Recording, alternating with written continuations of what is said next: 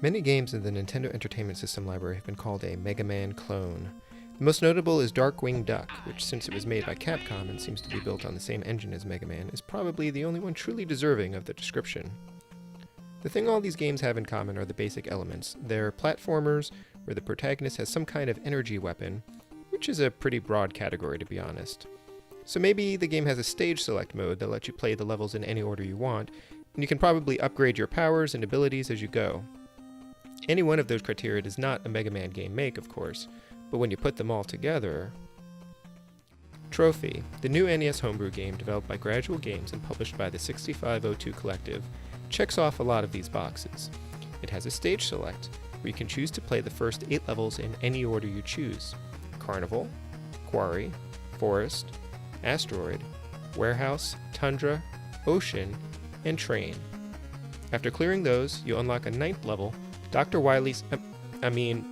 Quine's lab. Each level ends in a large boss, impressive for an 8-bit game programmed in 6502 assembly, as this game was. Most of them are easy to figure out quickly, with a few notable and frustrating exceptions. In fact, if there's one criticism I have about the game, it's that Trophy overall is pretty easy for an average gamer, especially a veteran of the Mega Man games. The first time I played Trophy, I finished most of it in about 4 hours.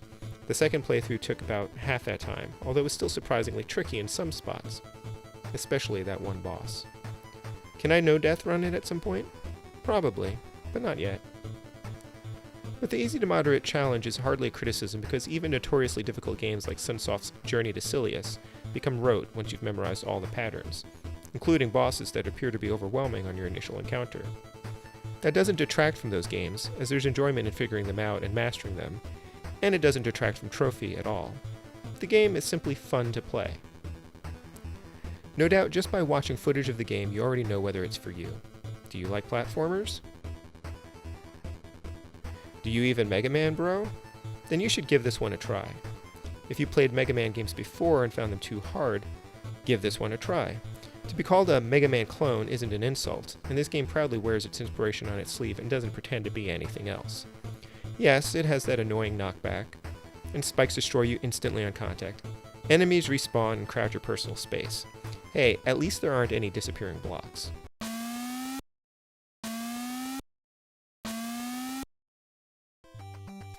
Trophy is Mega Man Light.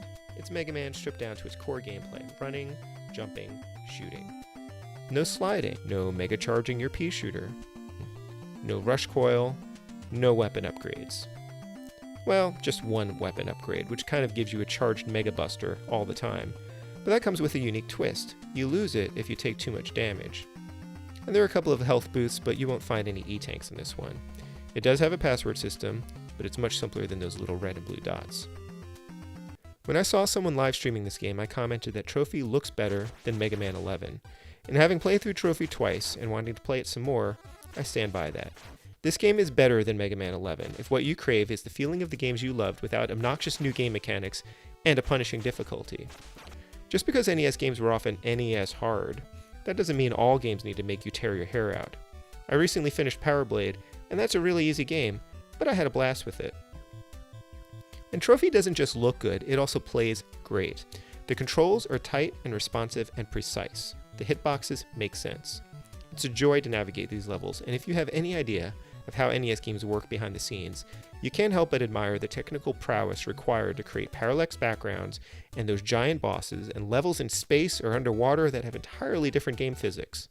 It even has cutscenes. Trophy was originally made by just 2 people, Derek Andrews, who programmed it and composed its amazing soundtrack, and Laurie Andrews, who made the graphics. Trophy is a huge leap forward from their previous releases, Nomelos Storming the Castle and The Legends of Alia, the latter of which is an impressive achievement in its own right. Though this has been described as a love letter to Mega Man and Capcom's Disney titles, it's really celebrating the NES and the best of what it can offer. It's a quintessential NES game that would have been a solid title back in the 90s, perhaps would have grown into a cult classic, and today stands as a shining example of how far the NES homebrew scene has come, and perhaps where it's going. The familiar gameplay perfectly captures the nostalgia of the system while offering an entirely new experience. The Kickstarter is already funded and then some, ending April 6, 2020.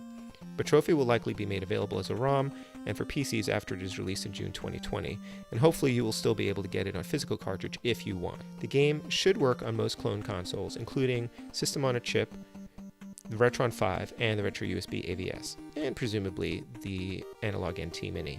However you can buy and play it, don't miss out on this one. Trophy is a winner.